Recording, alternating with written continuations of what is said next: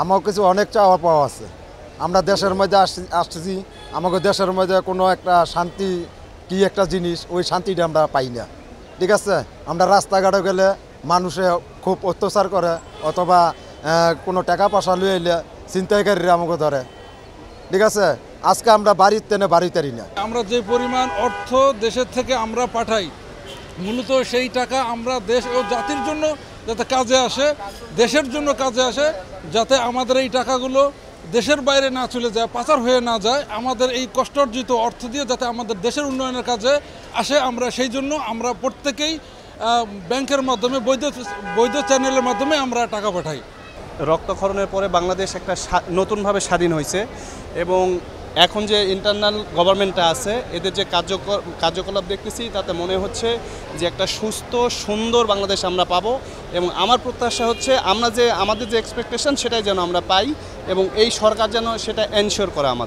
এর বাইরে আমাদের আর কোনো চাওয়া নেই। একজন প্রবাসী হিসাবে আমাদের যে গত যে প্রবলেমগুলো ছিল, যে মানে বিমানবন্দরে যানজট, তারপরে লাগেজ না পাওয়া, তো এখন বিভিন্ন মিডিয়ার মাধ্যমে আমরা জানতে পারতেছি যে মানে আপনার এই সমস্যাগুলো অনেকটাই আর কি যে ভালো হয়েছে।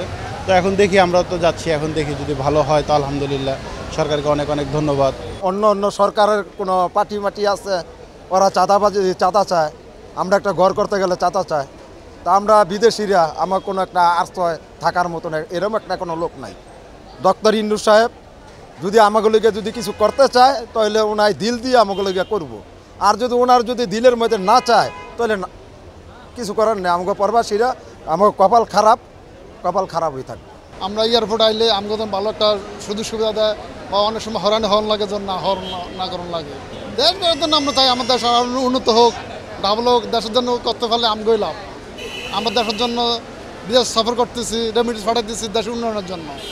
শান্তি চাই। এখন বাংলাদেশে যে অবস্থানটা বর্তমানে বিরাজ করতেছে, এটা শান্তিপূর্ণ আমরা বলতে পারি। আর আমরা যে দেশের বাইরে যায় পরিশ্রম করে টাকা ইনকাম করে পাঠাই, এটা আমাদের ফ্যামিলি যেমন কল্যাণ হয় এবং ফ্যামিলি যে সাপোর্ট হয়, দেশের জন্য সেম। আমরা তো ট্যাক্স ভ্যাট দিয়েই লিগালভাবে টাকাটা পাঠাই, সেটাও দেশের অবশ্যই কল্যাণে আসে। এবং আমরা চেষ্টা করব দেশ যদি সুস্থ সুন্দরভাবে পরিচালনা করতে পারে এবং হয়, আমাদের প্রচেষ্টা, আমাদের সাপোর্ট অব্যাহত থাকবে।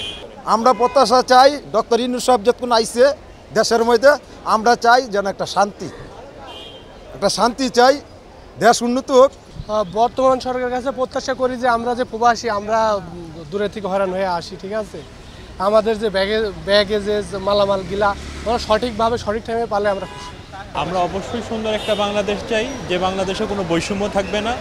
আমাদের বাংলাদেশের রন্ধ্রে বৈষম্য, সেই রন্ধ্রে বৈষম্যটাকে যেন একেবারে সুন্দর এবং সুস্থতার সাথে, কোনো হিংসা নাই, বিদ্বেষ নাই, হিংসা বিদ্বেষবিহীন একটা বাংলাদেশ চাই, যে বাংলাদেশে আমরা আমাদের আগামী প্রজন্মকে বলতে পারবো যে এই বাংলাদেশ আমরা এনেছি, এই বাংলাদেশ আমাদের, এই বাংলাদেশ তোমরা এবং তোমাদের পরবর্তী প্রজন্মরা যেন আরও অনন্য উচ্চতায় নিয়ে যেতে পারো, এরকম বাংলাদেশ চাই নতুন সরকারের কাছে।